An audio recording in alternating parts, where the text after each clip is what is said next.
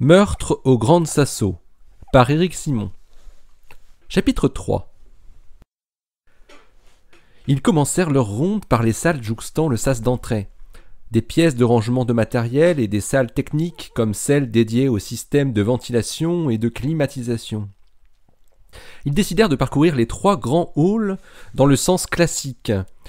Tout d'abord le hall A, puis le hall B et enfin le hall C. Le brigadier Fumino découvrit un petit monde véritablement étonnant. Les gardiens n'étaient pas capables de lui expliquer à quoi pouvaient bien servir tous ces instruments, tous ces câbles, tous ces conteneurs et tous ces baies bourrés d'électronique et d'ordinateurs. Le gendarme se croyait dans l'antre du docteur No des meilleurs James Bond. L'éclairage artificiel du hall, qui formait une sorte de grande basilique à la voûte romane postmoderne, se reflétait sur le sol en ciment peint en vert et donnait une atmosphère futuriste. Le hall A était le plus petit des 3, mais faisait comme les autres près de 18 mètres de hauteur, une vingtaine de mètres de largeur et pas loin de 100 mètres dans sa plus grande longueur. Il y avait là plusieurs expériences de recherche de matière noire, dont la première s'appelait DAMA, un acronyme qui signifiait simplement Dark Matter, matière sombre. Cette expérience s'était rendue célèbre pour avoir clamé depuis de nombreuses années avoir découvert un signal d'interaction de WIMPs, alors que toutes les autres expériences excluaient ce signal avec les paramètres trouvés par DAMA. Mais l'équipe italienne n'en démordait pas et, année après année, continuait à clamer la mise en évidence du signal, avec toujours plus de précision, sans pour autant proposer une expérience similaire installée dans l'hémisphère sud qui pourrait immédiatement valider leurs résultats et leur fournir le prix Nobel. Le détecteur de DAMA ressemblait à un cylindre gros comme une machine à laver, avec plein de fils tout autour. Le brigadier Fumino en fit le tour en regardant si quelqu'un aurait pu se glisser sous la table qui se trouvait à proximité. Il n'y avait rien d'autre que des instruments électroniques et des outils. Le jeune Carlo Nebbia était actuellement en train de travailler sur cette expérience et avait laissé son ordinateur portable à même le sol lorsqu'il avait entendu l'alarme anoxie. Le véritable nom de la matière noire était matière sombre, si on traduisait exactement depuis le terme anglo-saxon. Sombre n'était pas connoté comme noir. Cela signifiait qu'il était toujours possible d'entrevoir cette matière, comme dans une sorte d'obscurité que les chercheurs tentaient d'éclairer. De fait, la matière noire, sous sa forme la plus communément admise par les chercheurs du monde entier, n'était pas complètement indétectable. On savait depuis 1985 qu'il pouvait exister d'infimes interactions entre les WIMPs et les noyaux atomiques bien plus ordinaires. Et quand on disait infime, c'était vraiment infime. La théorie disait qu'il ne fallait pas attendre plus de quelques collisions de WIMPs par kilogramme de matière par an. Non pas parce que les WIMPs n'étaient pas nombreuses, mais parce que la probabilité qu'elles interagissent était extrêmement faible. À côté des WIMPs, les neutrinos, si chers à Christina, étaient des particules qui interagissaient tout le temps, même si en réalité, ils pouvaient facilement et en grand nombre traverser la Terre de part en part. Les neutrinos avaient été imaginés pendant un temps être responsables des effets attribués à la matière noire. D'ailleurs, une certaine branche de la physique proposait toujours un tel scénario en inventant de nouvelles familles de neutrinos aux propriétés encore plus déconcertantes que celles des WIMPs. Il y avait les tenants de la matière noire froide, très majoritaires, qui ne juraient que par les WIMPs, et ceux qui préféraient une matière noire chaude, peuplée de ces neutrinos massifs étranges. Juste derrière l'installation de DAMA se trouvait l'expérience sur laquelle Christina avait travaillé durant sa thèse de doctorat quelques années plus tôt. C'était une expérience nommée GERMA, qui visait à prouver que les neutrinos pouvaient être leurs propres antiparticules, comme le grand physicien Ettore Majorana l'avait prédit dans les années 1930. GERMA prenait moins de place que DAMA. Il s'agissait d'un gros détecteur en germanium, plongé dans un cryostat pour le refroidir à très basse température avec de l'azote liquide. Le but était de montrer que le germanium-76, un isotope radioactif présent naturellement dans le métal germanium, pouvait se désintégrer en émettant simultanément 2 électrons, mais sans aucun antineutrino comme on devrait s'y attendre normalement. Cela serait un signe sans équivoque du comportement des neutrinos recherchés. Après plusieurs années plongées dans les neutrinos et ayant décidé de s'intéresser dorénavant à la matière noire, Christina ne s'était pas rangée du côté des chasseurs de matière noire chaude, malgré, ou peut-être, à cause de son amour pour le petit neutre. Elle avait accepté de considérer comme hautement probable l'existence des particules massives de type mauviette, froide, et s'était donc lancée dans cette quête avec un objectif bien déterminé et quantifié.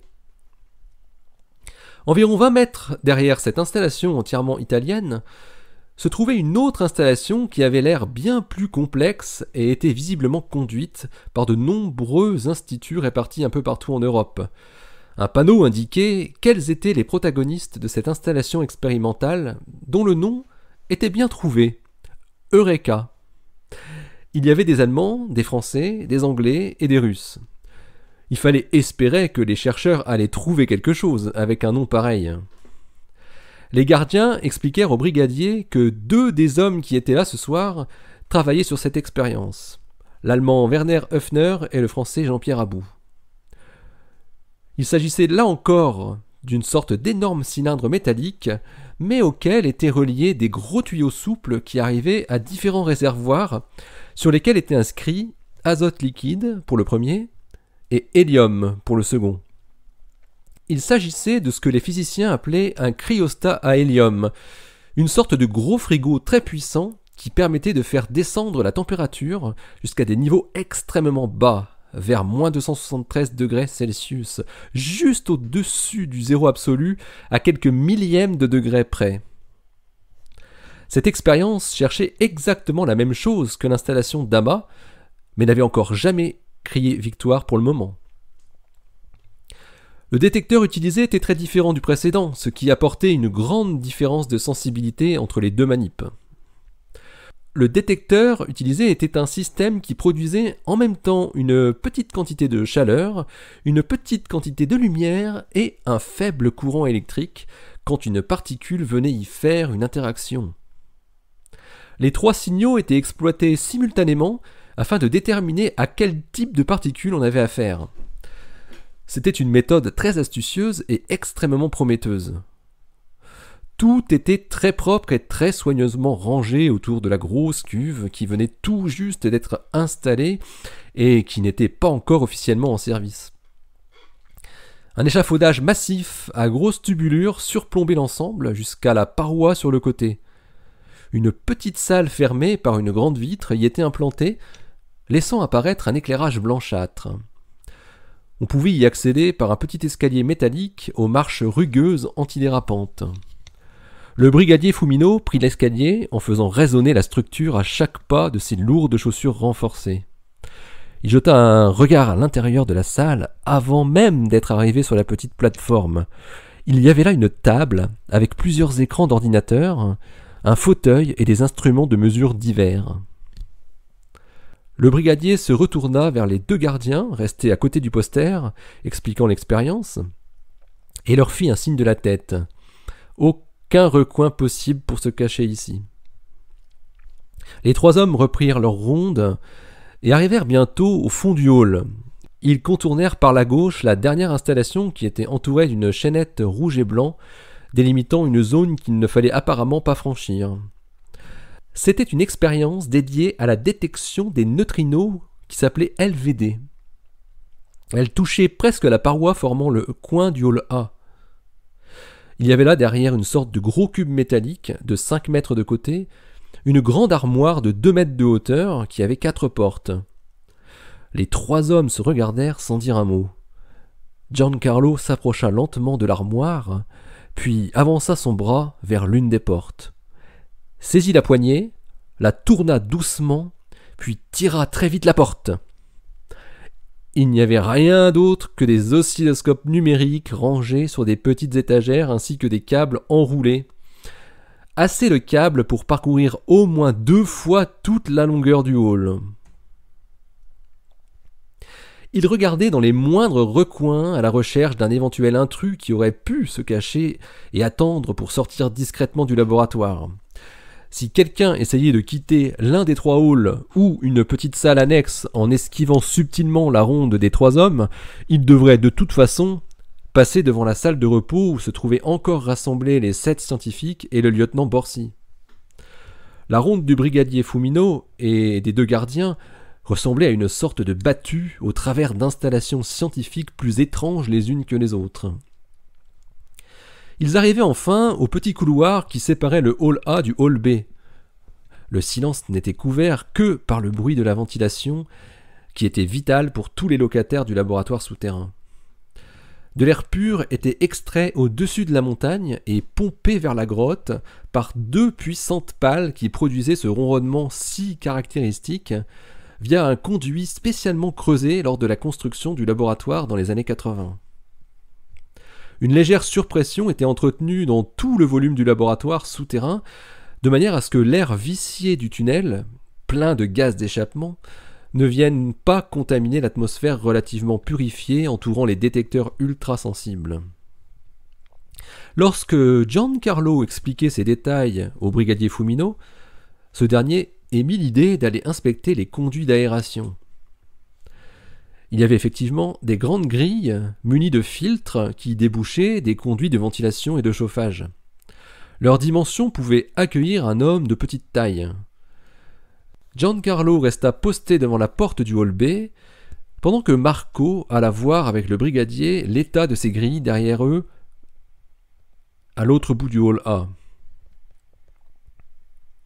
Giancarlo les vit revenir après 4 ou 5 minutes, le brigadier portant un sachet à la main. Juste au-dessous de la grille la plus à gauche, ils avaient trouvé une clé à molette sur le sol, sans que la moindre caisse à outils ne soit à proximité. Les grilles de ventilation étaient tout à fait intactes, ne montrant aucune trace de forçage. Mais la présence de cet outil à cet endroit-là ne laissa pas indifférent le brigadier Fumino qui savait que le moindre indice pouvait être déterminant. Et la présence de cette clé à molette au sol dans un laboratoire où l'un des mots d'ordre était le rangement et la propreté de chaque installation expérimentale était plutôt intrigante. Il avait donc pris plusieurs clichés de l'objet dans son contexte, puis avait chaussé ses gants de latex après avoir sorti un sachet en plastique de sa sacoche de cuir pour ramasser l'éventuelle pièce à conviction. Ils pénétrèrent ensuite dans le hall B, là où était installée la grande expérience, Xenomil, et là où se trouvait la salle annexe de stockage des bouteilles de gaz où avait eu lieu le drame. Xenomil était vraiment une installation impressionnante. On voyait avant tout un énorme cylindre gris comme une grande cuve qu'on aurait pu rencontrer dans une cave vinicole. C'était un grand réservoir contenant uniquement de l'eau, et au centre de ce grand réservoir d'eau se trouvait comme suspendu un second cylindre, le réservoir de Xénon. Ce second réservoir était plus qu'une simple cuve, c'était là encore un cryostat refroidi à très basse température, de manière à conserver le gaz sous forme liquide. La couche d'eau de 1 mètre d'épaisseur qui venait entourer de toutes parts le cryostat servait de rempart contre la radioactivité naturelle. C'était, paraît-il, le meilleur bouclier car non seulement c'était très simple à mettre en œuvre, mais c'était aussi le système le plus efficace pour absorber plusieurs types de particules parasites pour le détecteur, comme les neutrons et les photons gamma. Même si la grande profondeur du laboratoire, qui avait 1400 mètres de roche en surplomb, permettait de réduire le flux de muons cosmiques d'un facteur de l'ordre de 1 million, le peu qui restait pouvait encore créer des interactions dans la roche et les matériaux proches des détecteurs pour produire des neutrons, qui s'avéraient très néfastes dans les détecteurs de WIMPs, car ils produisaient exactement le même type de signal que les WIMPs recherchaient.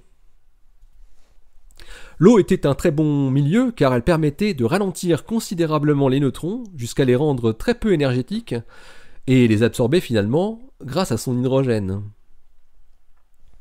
Les rayons gamma, eux, venait surtout des désintégrations radioactives de la roche formant les parois du laboratoire.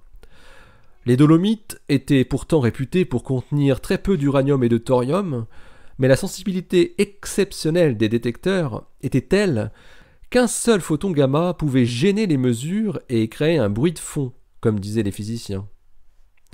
1 mètre d'eau permettait de diviser par 1000 le flux des photons gamma les plus pénétrants. Bien sûr, il en restait toujours un tout petit nombre qui pouvait atteindre le cœur du détecteur. Mais là, les physiciens avaient trouvé des astuces pour les reconnaître par rapport aux neutrons ou aux WIMPs. Le principe de la chambre à projection temporelle au xénon était expliqué sur 2 grands panneaux qui étaient disposés devant l'énorme réservoir et destinés à expliquer aux visiteurs, lors des portes ouvertes qui étaient souvent organisées au labo, le fonctionnement de cet étonnant détecteur de particules. Il reposait sur la mesure de 2 types de signaux très différents. La particule créait une collision sur un atome de xénon. Il se produisait alors un petit éclair de lumière. Une batterie de photomultiplicateurs, des détecteurs de lumière ultra performants, tapissait le fond de la cuve et récoltait le moindre photon de lumière. En même temps que cet éclair lumineux, des électrons étaient éjectés de l'atome de xénon. Ils migraient alors vers le haut de la cuve grâce à l'application d'un champ électrique vertical. Puis le faible courant électrique était mesuré. Les physiciens parvenaient avec ces 2 signaux à déterminer le lieu exact de la collision de la particule incidente en 3 dimensions, dans le volume du réservoir de xénon. En plus, un photon gamma ne produisait pas la même quantité de lumière qu'une WIMP, pour un nombre d'électrons égal. Les physiciens pouvaient ainsi éliminer les événements qui étaient dus à des photons gamma issus de la radioactivité naturelle, pour ne garder que les autres événements potentiellement attribuables à des interactions de WIMPs. C'était un peu le même principe que ce qu'ils avaient déjà vu dans le hall A avec l'expérience Eureka. L'énorme réservoir d'eau occupait la moitié de la largeur du hall. Il était placé sur la gauche le long de la paroi. La salle de travail était un double algéco situé derrière sur une plateforme formant 2 étages. On pouvait voir l'intérieur à travers la vitre. Marco y entra et ressortit à peine quelques secondes plus tard. Personne ne pouvait se cacher dans un endroit aussi exigu où il n'y avait qu'un plan de travail encombré d'écrans et d'ordinateurs portables et 3 chaises.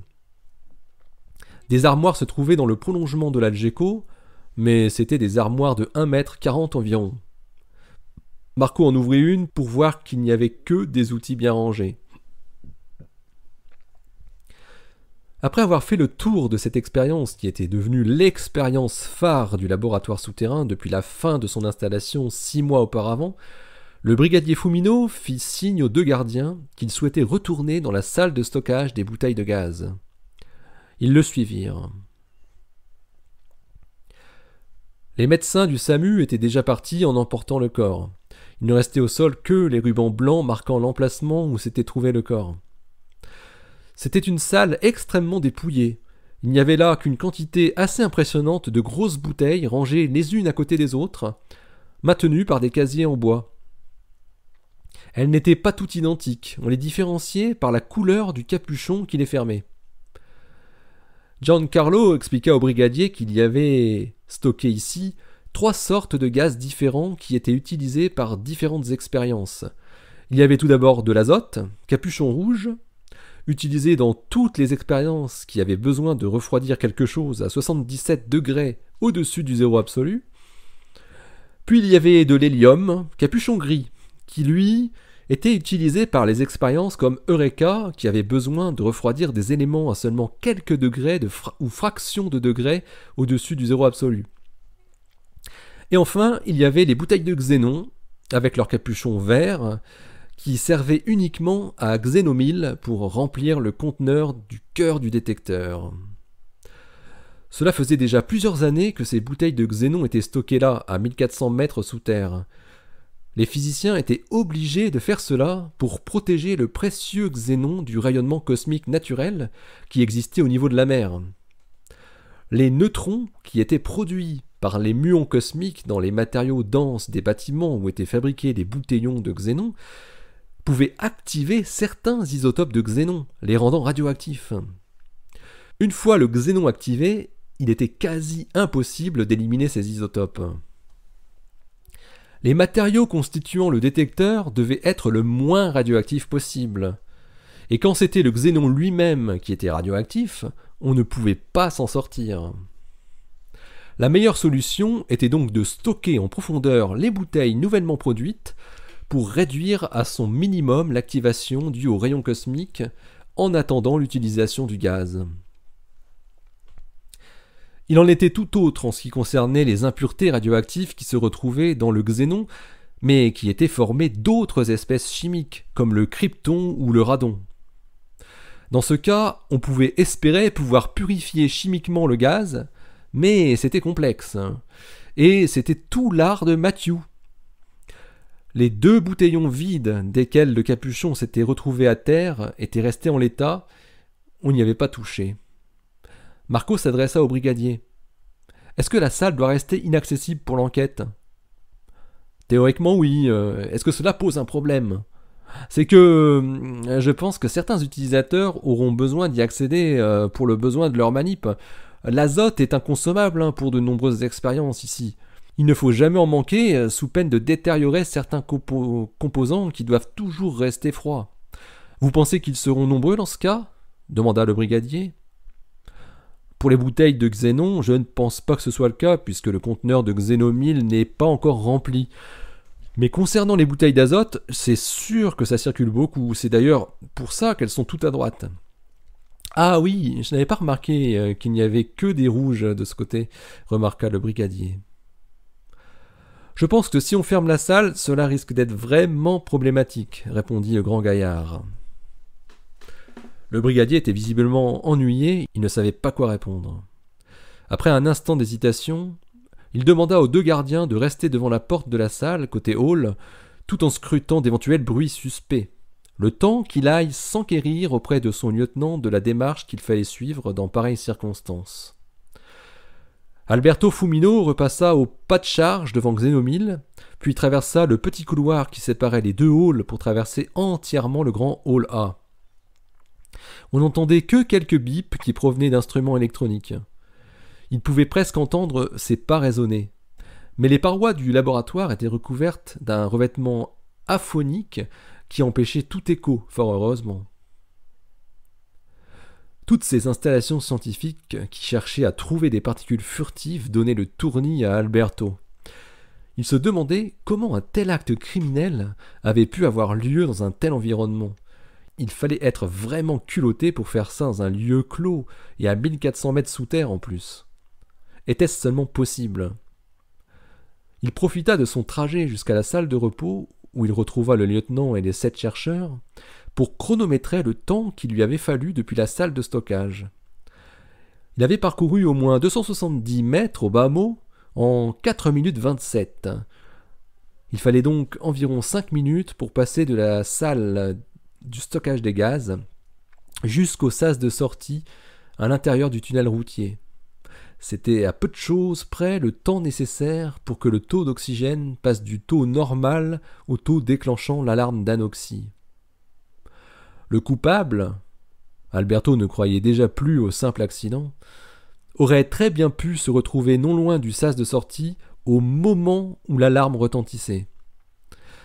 Avant d'expliquer ses dernières analyses à son lieutenant et de lui remettre la clé à molette qu'il avait trouvée au sol devant la grille de ventilation, le brigadier Fumino reçut l'ordre, après avoir expliqué la situation de l'utilisation des bonbonnes d'azote, de diviser la salle en 2, avec d'un côté la zone à ne pas franchir, qui représentait tout le côté gauche de la pièce, et de l'autre, le côté des bouteilles rouges, où les chercheurs et techniciens pouvaient accéder pour en retirer, mais avec l'interdiction d'y ajouter de nouveaux objets quels qu'ils furent. De retour à l'entrée de la salle SG, le brigadier Fumino fit part de la décision du lieutenant aux gardiens restés tranquillement là, mais ne leur dit pas un mot sur sa petite découverte du temps de trajet entre la salle et le sas d'entrée. Après avoir repris leur ronde et être passés le long d'une expérience de mesure de neutrinos produits au CERN au nom d'un héros grec, et qui n'offrait toujours aucune possibilité de cachette, ils parvinrent enfin au fond du hall qui leur ouvrait la porte vers le dernier des 3 grands halls du Grand Sasso, le dernier creusé en date, le hall C. Le hall C était plus petit que les 2 premiers halls, mais contenait paradoxalement plus d'expériences. Elles étaient tout simplement moins volumineuses. La forme voûtée du hall C était agrémentée d'un éclairage légèrement différent de celui des 2 autres, plus diffus, bleuté. Cela donnait une atmosphère reposante, qui ferait presque oublier qu'on se trouvait là au fond d'une gigantesque caverne creusée dans la montagne 30 ans plus tôt. On y retrouvait les 3 types d'expériences déjà rencontrées dans les autres halls. Une expérience de recherche de matière noire nommée DarkSide, une autre dédiée à la mesure des neutrinos du CERN, Opera, et une dernière qui mesurait des neutrinos en provenance du Soleil, qui s'appelait Borexino. Ces 3 grosses expériences étaient entourées de plusieurs autres installations plus petites, dont la manip suisse dénommée Astra, qui était en cours de démontage, et dont 2 ingénieurs étaient là au moment du drame. Les 3 hommes en firent rapidement le tour et ne décelèrent rien d'anormal.